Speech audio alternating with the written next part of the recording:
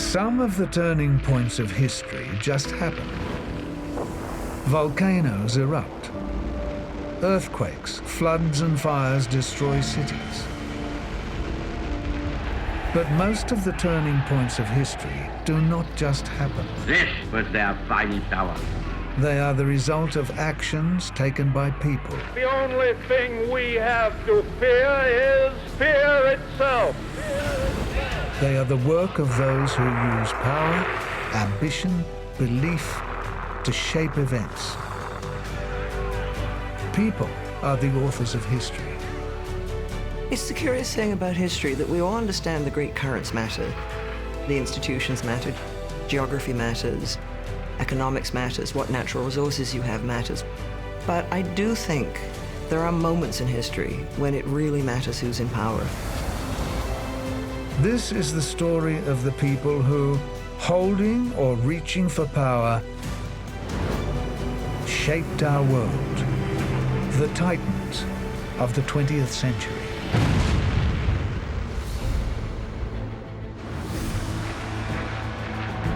In 1934, Hitler and Mussolini and Stalin and Roosevelt are in power. The global depression is easing. The future beckons. What will they make of it? One of the big questions about the 1930s is if the Western powers had been prepared to move earlier, could they have stopped Hitler? And could they have stopped the Japanese militarists? If the powers had been prepared to really move against Japan in Manchuria. And when Hitler remilitarized the Rhineland, who knows? One person gets away with something, or one country gets away with something, that encourages others. What did happen in just 4 years? In China, the Rhineland, Ethiopia, and Spain, was the rise of militarism and the spread of violence.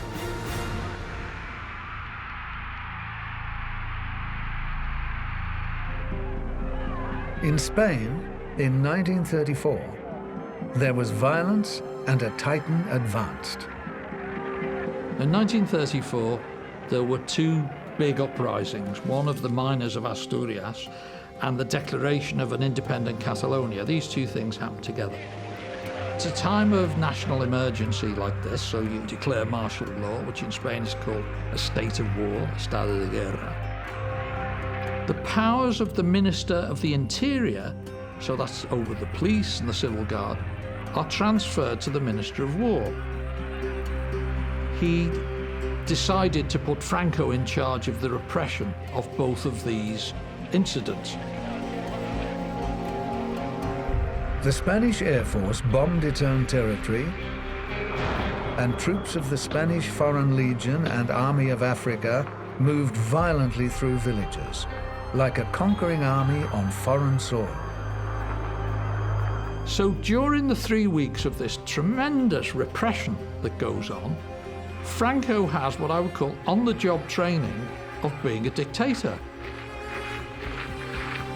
In 1934, 1.5 million pesetas, 20,000 rifles, 20,000 hand grenades, and 200 machine guns arrived in Spain for monarchist militias. It had all come from Italy.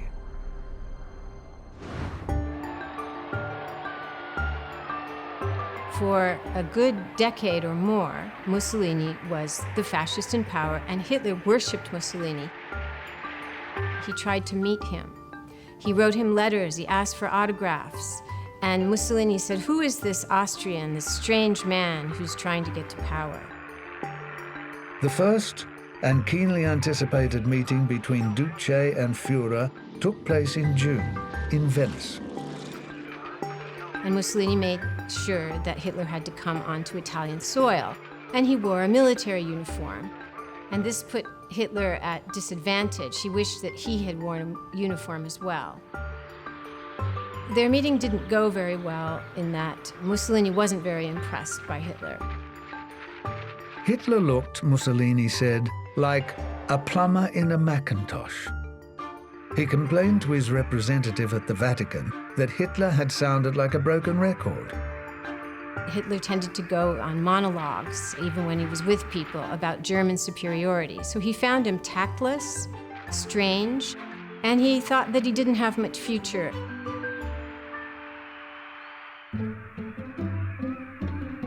Mussolini, of course, believed in himself as a leader.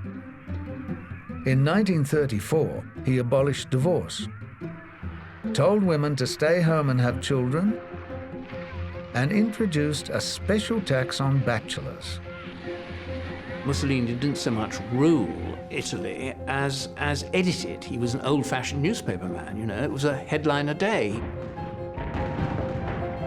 At the heart of his publicity was the Bonifica Integrale, the reclamation of the Pontini marshes, a project that Italy had been promising itself for many years and that annually made the Agro Pontino the scene of the most famous photo opportunity. You've seen the pictures of Mussolini stripped to the waist, getting in the wheat, you know, Mussolini, the strong man, Mussolini with the father of the nation.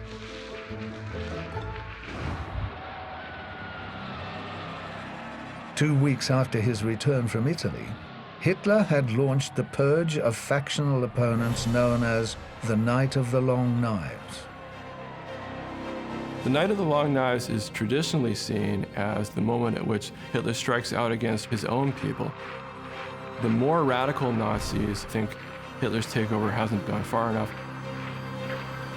The army leadership, the Reichswehr, was increasingly alarmed by the stormtroopers, the Sturmabteilung's, posture as an alternative army. The president was head of the armed forces, and when Hindenburg died, would the generals perhaps prefer a head of state less identified with and beholden to the SA than Adolf Hitler? Deutschland, hurrah! Of course, we shouldn't forget that Hitler himself, within his own party, was only one of several possible candidates. And it wasn't at all clear that Hitler himself wasn't going to be challenged by various groups. The failing health of the president made resolution of the SA problem urgent. In June, the SA leadership, headed by Ernst Röhm, was purged. Röhm was very useful as a bully boy, a tough guy on the street. But his belief was you wanted violent revolution. You seize power, you repeat the coup. And for Hitler, this was dated. This was out of fashion. It wouldn't work. 30th of June 1934, he moved against the SA and basically executed many of their leaders, or had Röhm murdered. So after that, the SA was totally tamed. Das alles ist heil! Da möchte ich euch jetzt danken, dass ihr nicht Banken geworden seid, dass ihr mich in der Zeit nicht verlassen habt. The Night of the Long Knives was presented as the overthrow of a threat to the state, that the stormtroopers had become too powerful, that they were plotting against Hitler. And it was actually irrelevant. It had nothing to do with that. So there's a sort of typical Hitler sleight of hand going on here, that he seems to be striking towards the stormtroopers. But the more important target was the conservative resistance that was coming from within his regime. I gave the order to shoot, Hitler boasted in a speech to the Reichstag on July 13th. The patriot is dead at the hands of a murderer.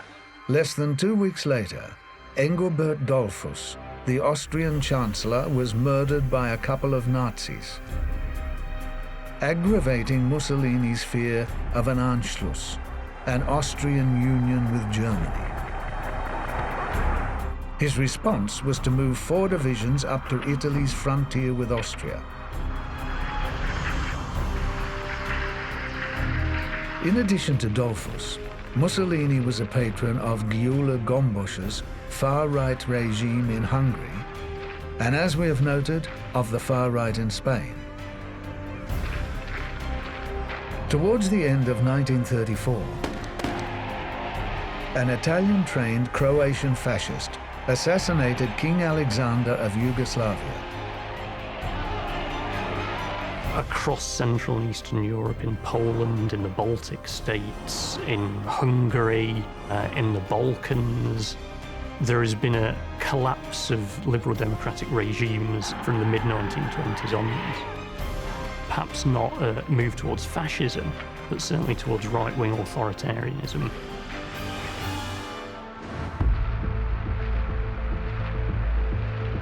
On August 2nd, President Hindenburg died. I think a major irony in the fact that in August 1934, Hindenburg goes to his grave, very happy about the fact that he thinks he has saved for all time his historical image, his aura of the kind of leadership he wanted to project. And of course, ironically, from our standpoint, nothing is so destructive of Hindenburg's image as the fact that he named Hitler as chancellor. A plebiscite would abolish the office of president and transfer its powers to the Führer. In September, to their unconditional acclaim, it was as absolute ruler that Hitler climbed onto the stage before the thousands gathered at the Nuremberg rally. The film of the rally, Triumph of the Will, is justly famous, though it was a box office failure, and the American columnist Walter Winchell declared that its director, Leni Riefenstahl, was as pretty as a swastika. It's the moment that Hitler becomes a god. He is now no longer a mere mortal, and it's about the superheroism of Hitler. Die Partei ist Hitler! Hitler aber ist Deutschland, wie Deutschland Hitler ist. Hitler! Sieg! Sieg!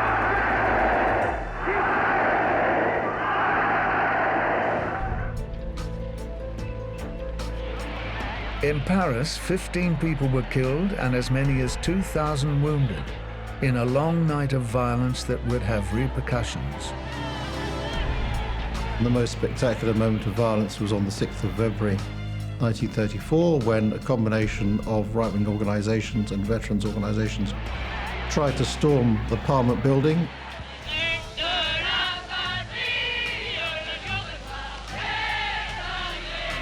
And a few days later, on the 12th of February 1934, you have a huge rally of trade unionists and left-wing parties and movements in defense of the Republic.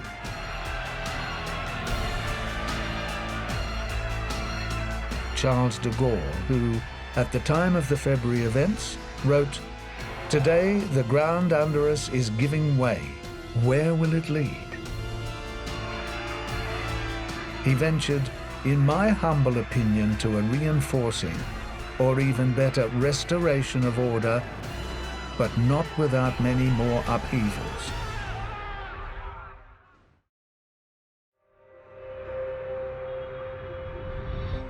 Upheavals were also causing bloodshed on the streets of America.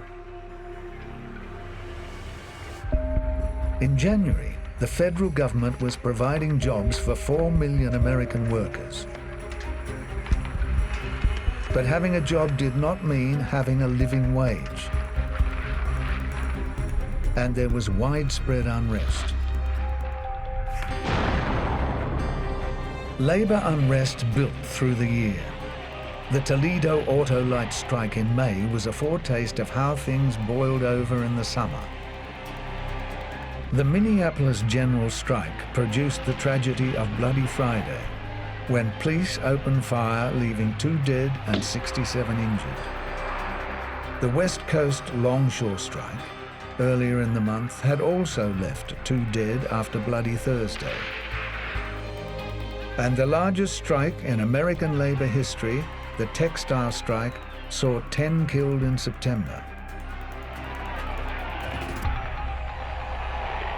The New Deal had raised expectations, and Roosevelt had, between April and June, signed into law a Debt Default Act, Homeowners Loan Act, Securities Exchange Act, Trade Agreements Act, Farm Bankruptcy Act, and on and on. And yet, expectations were not being met. President Roosevelt needed to take action. And so he begins to develop with his advisors a second New Deal. And this is the New Deal for which he is most remembered. This is the New Deal that is going to bring Social Security to the American people. That reasonable profit can be earned, while at the same time protection can be assured. Roosevelt will announce the framework for the second New Deal when he addresses Congress in January 1935. In India, what might have been a decisive step was taken in 1934. The system sanctioned by the Government of India Act of 1934 allowed effectively almost 15% or so of Indians to exercise the vote. Now that was a big extension of political representation to India. But one titan kept up his fierce opposition to Indian self-rule.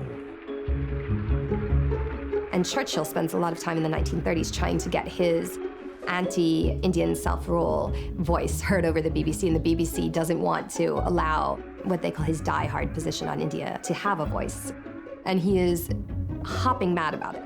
This is no time to mince measures and fool around with weak government. It was a battle that Churchill lost, but it taught him a useful lesson. He wrote to his wife saying, I've just discovered that all this technique which I've been using for the last 35 years, it's not really necessary. What you need to do is stand up and make some remarks in a very sort of plain and conversational style. In China, the politician, the titan, who had the upper hand was Chiang Kai-shek, whose nationalist forces had driven the Communist Party into a desperate retreat and who had shown himself to be a ruthless opponent. Chiang Kai-shek has gone through a fairly volatile life, let us say, involved in Shanghai, very much in the revolutionary movements there after the fall of the Qing Empire in 1912. And these revolutionary movements were often a mixture of idealists trying to bring about a new China, linked with, it must be said, the underworld and some pretty nefarious practices. The communist retreat to a remote stronghold is a foundation myth of the People's Republic, where it is celebrated as the Long March. This was the defeat of the Communist Party. It gets re-narrated as the birth, the born-again moment. It was, Mao said, our worst period, blocked in front and pursued from behind. But it was also the period in which Mao Zedong would rise to the position he would hold until his death. Mao, because he's the one who leads them out of the jaws of defeat into this sort of new moment, gains in stature and becomes more or less the unquestioned leader of the communist movement in China.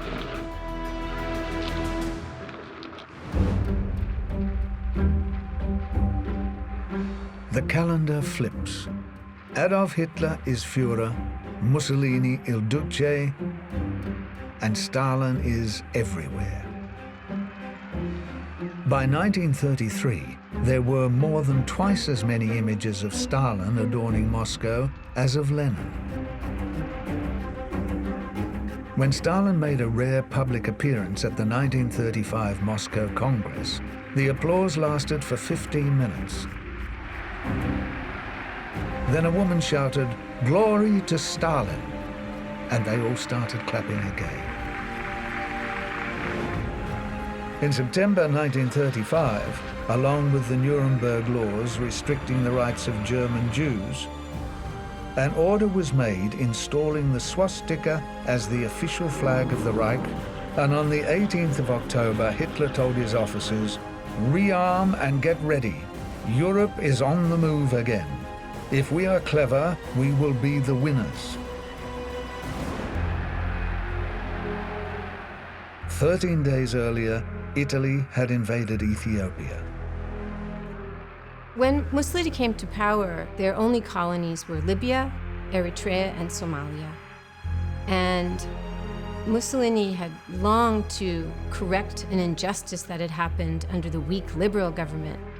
In 1896, the Italians had tried to invade Ethiopia, and they'd been defeated.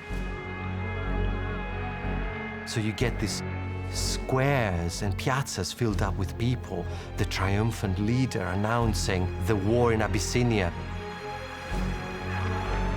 The invasion of Ethiopia, then Abyssinia, began on October 3, 1935, when the first bombs fell on Adolf. Italy's opponent could boast 8 slow aircraft and 371 bombs. People who were very prominent in the League of Nations and in anti-slavery societies in Britain and in France initially welcomed Mussolini's invasion because he says, well, I'm going in there to get rid of slavery. And they go, oh, that's marvelous, well done. And then, of course, the tanks roll in and they have to kind of say, oh no, this isn't quite what we had in mind. In the wake of the brutal invasion of Abyssinia, the League of Nations imposed limited sanctions against Italy. Former British Prime Minister David Lloyd George described the League's sanctions as elaborate arrangements to deprive Italy of those things she could do without. Forbidden were donkeys and mules. Permitted were cars and trucks.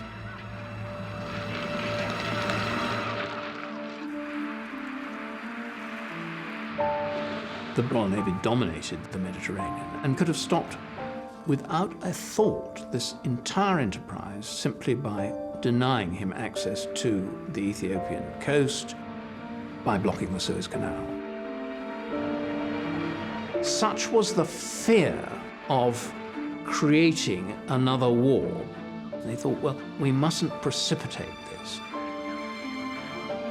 The military historian Basil Liddell Hart thought Britain's failure to stare down Mussolini in 1935 the most fateful turning point in the period between the wars. 2 days after the Italian invasion, Roosevelt proclaimed American neutrality, and "To hell with Europe and the rest of those nations," exclaimed Minnesota Senator Thomas Shaw.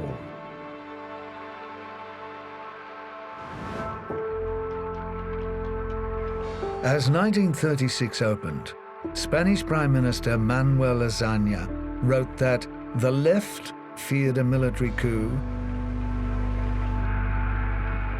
the right feared that the Soviet was on the horizon. "I've never," Azaña said, "seen such a stupid situation." There's intense dialogue among the people who shared their own ideas. But there's no dialogue between people who have different ideas. And that's the problem. And eventually we'll have Spanish Civil War. Elections for a new government held on February 16th were the last free elections held in Spain for 40 years. The result, announced on February 20th, gave the Popular Front a slender margin of less than 2%. After the elections of the Popular Front in February 1936, it was decided that there were a whole series of generals who weren't to be trusted, so they were sent to different places to get them away from Madrid. While all the others were distributed all over the place, Franco was sent to be military commander of the Canary Islands. The starter's gun, fired by General Mola, called on the Army of Africa to rise at 5 a.m. on July 18th, and the garrisons in mainland Spain to follow 24 hours later. Ibaruri, La Pasionaria, gave a radio speech on that day which went straight into legend. "The fascists shall not pass," she said.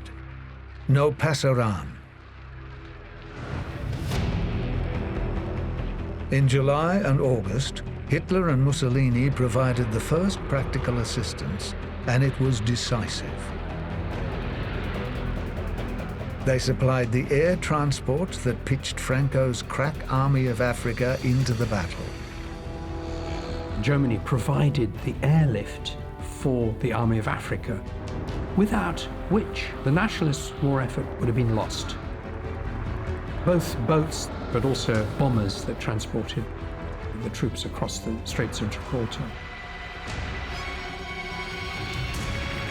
The American ambassador in Madrid, Claude Boas, called the Spanish Civil War a foreign war of the fascist powers against the government of Spain. Churchill described non-intervention as an elaborate system of official humbug. The democracies were feeble. There were, of course, strong voices agitating to stand up. But even Churchill was pretty feeble. He started by being pro-Franco. On October 1st, Franco was invested with his new powers, head of the Spanish state, in the throne room of the Captain Generalcy in Burgos. But the war had many long and murderous months to run. Franco was committed above all to what he saw as the eradication of Spain's internal enemies. And there's a long list of internal enemies for Franco.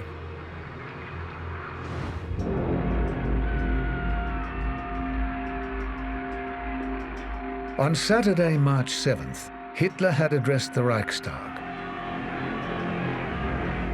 The German government has from today restored the full and unrestricted sovereignty of the Reich in the demilitarized zone of the Rhineland, Hitler declared. And 600 deputies, in the words of American correspondent William Shirer, who was an eyewitness, leaped to their feet like automatons, their right arms upstretched in the Nazi salute, and screamed, "Heil!"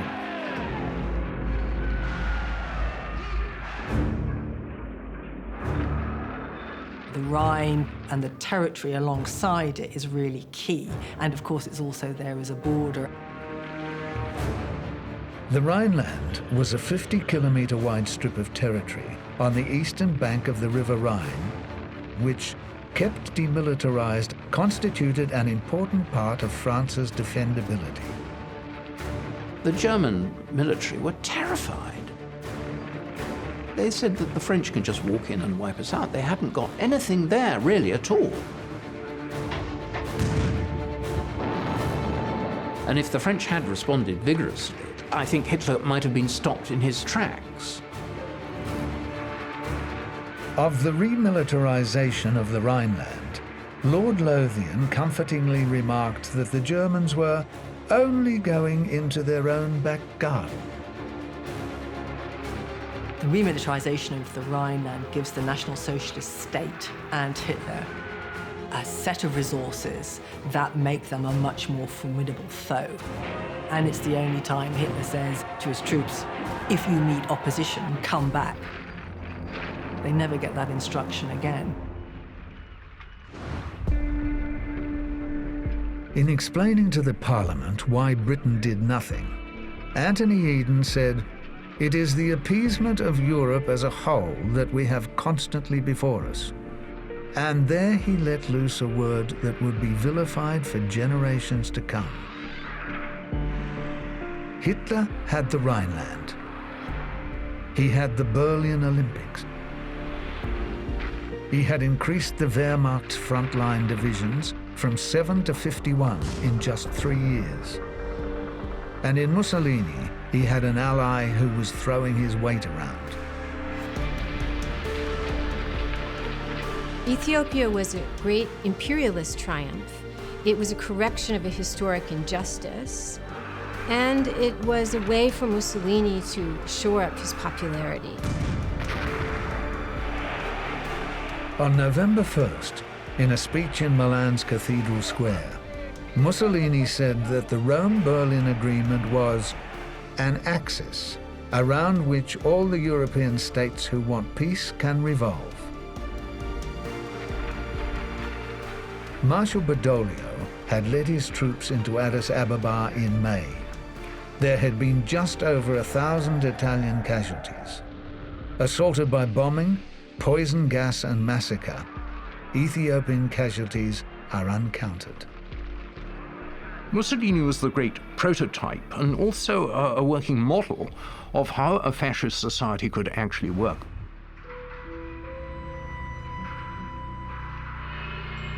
Between 1928 and 1936, as the 5-year plans rolled out, the Soviet Union explored how a communist society could actually work. Stalin had in his hands the levers of great power in the Soviet Union, and he used them. One of the things that lays behind the economic modernization of society is that the threat of an international conflict seems to be getting bigger and bigger through the 1930s. In 1936, when the Third Reich had no modern tanks, the Soviet Union had 18,877. On June 27, 1936, President Roosevelt accepted the nomination of his party. I accept the commission you have tendered me. I join with you. I am enlisted for the duration of the war. To some generations, much is given, he said. Of other generations, much is expected. This generation of Americans, he said, has a rendezvous with destiny. His words carried a far greater truth than even he imagined. The 1936 election did more than return Roosevelt. As one of his aides remarked, it all but crowned him. Roosevelt's own critics then accuse him of being the dictator. And then when he tries to get rid of some of the conservative Democrats from his own party, that's called a purge. So these notions that are out there in Europe that his own rivals are accusing Roosevelt of. FDR's opponent carried only 2 states. In the 1934 midterms, similar support for the New Deal had sent 12 new Democratic senators to Washington, obliging many to find seats with the Republicans.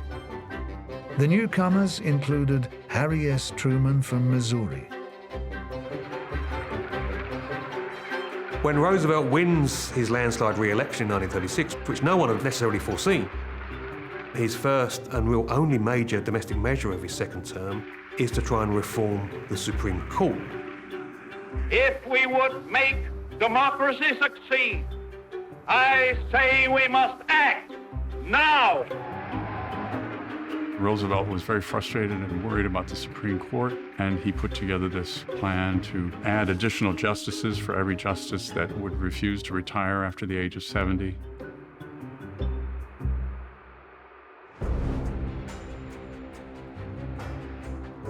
History would overwhelm Roosevelt's domestic concerns. In Japan, the tide was ebbing away from democracy. Anticipating all-out war following the Army's provocation of the Manchurian incident, the Army and Navy resisted towing the line drawn by party politicians. Amid the heightening discord, an unsuccessful but destabilizing coup attempt on February 26, 1936, destroyed any hope of a return to a normal course of constitutional government. 行動派というのは陸軍の中の一つのグループで、陸軍の言うことを聞いて陸軍に予算をたくさんくれる新しい政権の樹立です。その周りの大臣や有力者たちを倒して天皇に直接自分たちの気持ちを説得すれば天皇は分かってくれると考えてクーデターを起こしたということです。昭和天皇は非常に怒って行動派の青年将校たちを断固力でですね、その鎮圧せよっていうふうに命令します。逆に陸軍の発言力は強まりました。その行動派と対立していた統制派と呼ばれる、これは東条英機たちですけれども、この人たちの力がですね、非常に強くなるんですね。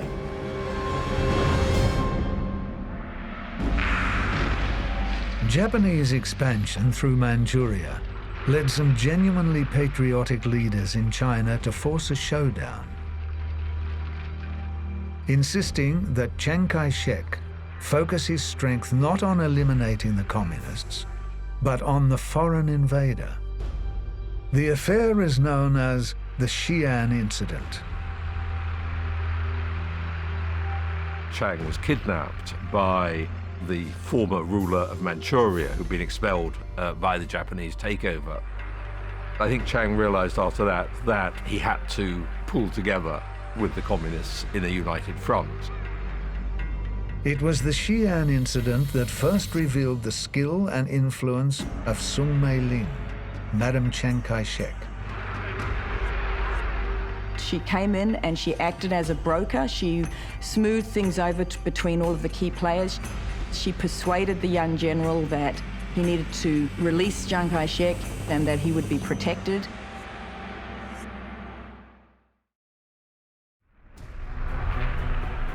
In 1937, violence was rampaging through Spain.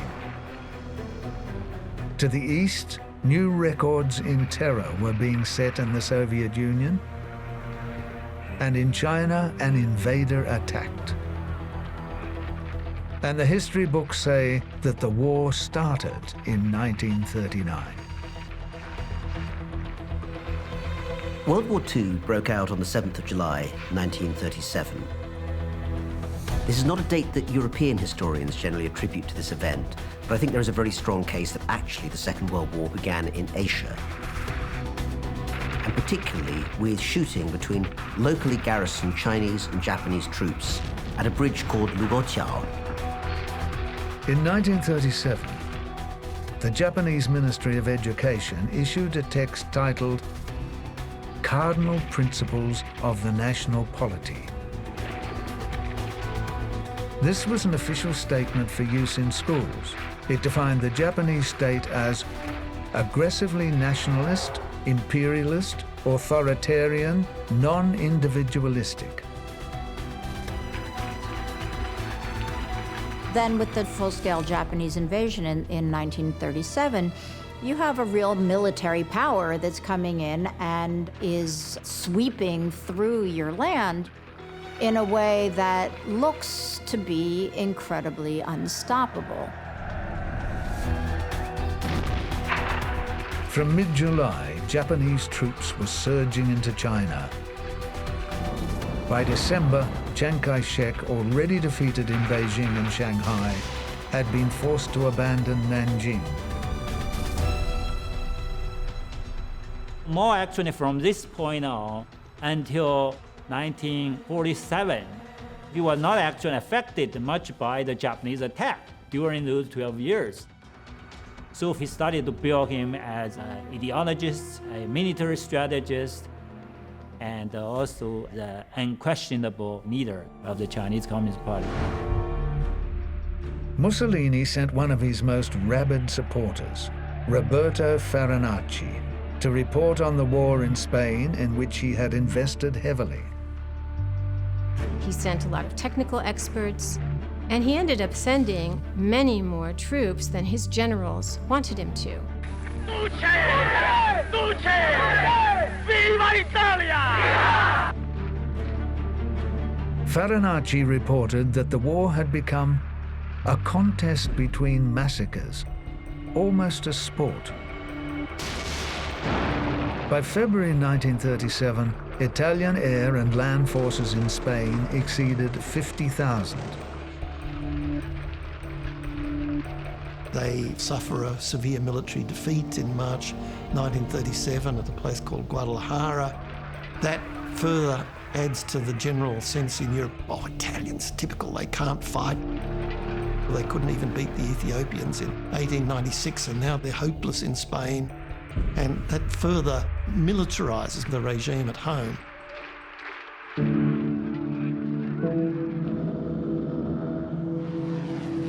On April 26th, Germany's Air Force unit, the Condor Legion, arrived above Guernica, the holy city of the Basque. The raid killed 1 in 8 of the town's population. Of it, Hermann Goering said Germany could not do otherwise as we had nowhere else to try out our machines. As far as Hitler was concerned, his participation in the Spanish Civil War had been immensely beneficial. They'd managed to trial a number of military tactics which would be used in the Blitzkrieg in Poland first and then in France. So for Hitler, the consequences were positive. For Mussolini, much less so. Mussolini made his first official visit to Germany in September 1937.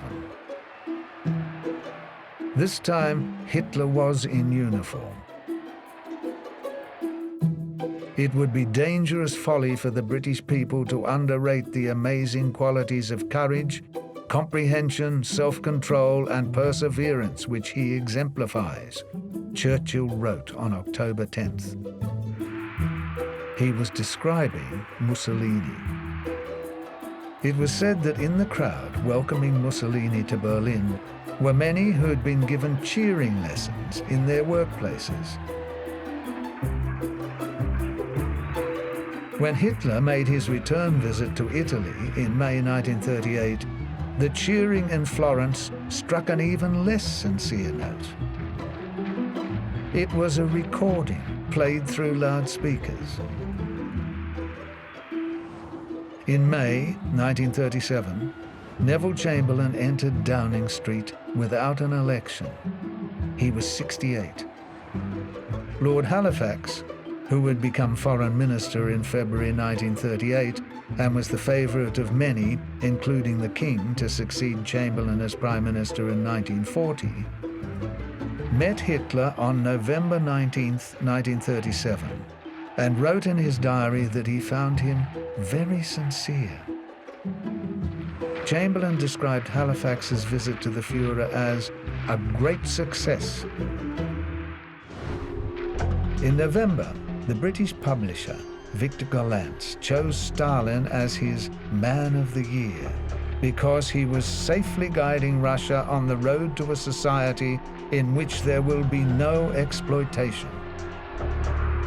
In 1937, the Soviet Union had a census, and the census brought quite surprising results. The number of people was far lower than expected, which led to the decision by Stalin to arrest those who had organized the census, execute a considerable number of them, and hide this census. In April 1937, the Central Committee of the Communist Party officially launched the Great Terror, which would result in the judicial murder of 690,000 people. Molotov said of the terror, "We were driven in 1937 by the consideration that in time of war, we would not have a fifth column." To deal with the threat, they established 3-person commissions, troiki. What happens in 1937 is extraordinary decision to re-establish troiki in all regions. It works on the basis that there's a great upsurge of criminal activity, which is largely attributed to former kulaks and to people who've returned from the camps. These trials developed not from communism, not from socialism, but from Stalinism. The notorious show trials and the work of the troiki were described by author, barrister and jurist Geoffrey Robertson as the public tip of Joseph Stalin's iceberg of terror. It does strike me that Stalin wasn't alone with this. Maybe Khrushchev and the others were terrified in 52, 53, when Stalin really was going grumpy and off his rocker and saying things, but earlier on, they appear to have been equally involved. The terror reached maximum pitch in July 1937.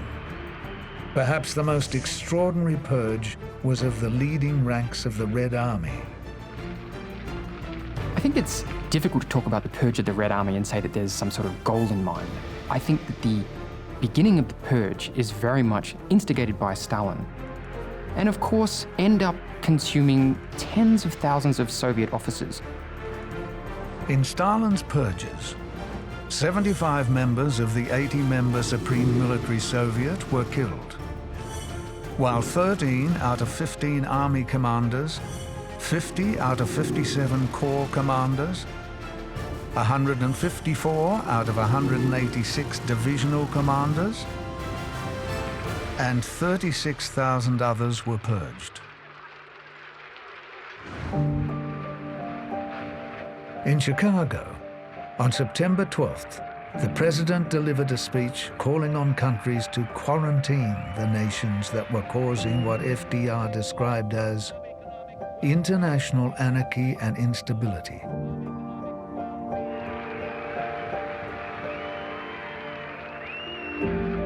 The First Lady did not share his commitment to neutrality.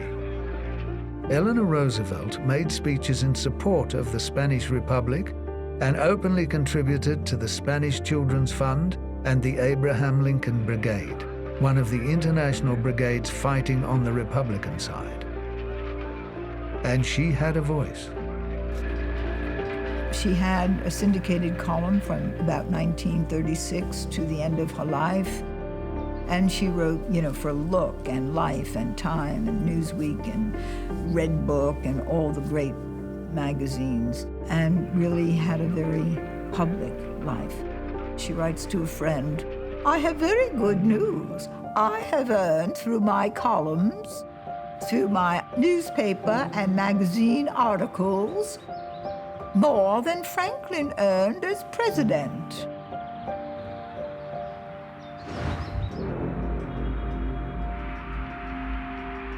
In India, the first elections under the new constitutional basis were held in 1937.